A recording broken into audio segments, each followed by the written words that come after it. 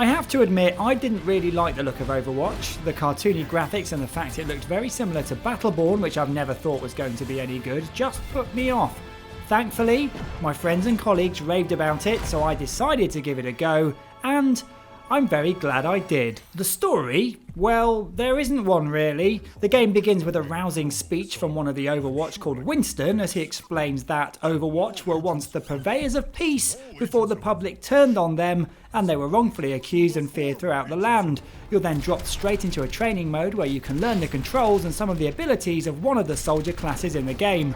There just isn't a single player story here, so don't expect to play through any kind of campaign. Similar to Star Wars Battlefront, you'll only be going into battle with and against AI or online by dropping into a game, or partying up with 4 others to form a squad and fight across many colourful maps based on locations all over the world. It's a vibrant affair with a semi-cel shaded look, and similar to Doom, the game runs super smooth. I'm really liking the way consoles running at 60 frames per second really make a game feel more premium as you move through the levels. There are tons of characters to choose from, each with their own unique abilities. There are so many combos that the controls have even been assigned a button so you can quickly see the controls for each character in case you've forgotten what everything does. There's the standard balanced soldier class where you'll be able to fire guns from range and also pop in close if needs be. There are snipers that fare better from a distance, which can also get up high thanks to grappling hooks and the like. There are tanks that soak up loads of damage, usually do melee damage but can also put up shields. Builders that can place turrets and level them up for more strategic play, and healers that can apply buffs to other characters and also keep them alive and revive teammates. What's also great about the game is the fact that at any time during a round you can swap out to another character if things aren't going very well, or if your team is unbalanced. You even get a hint about your team or what it could be lacking when you all select your characters in the lobby.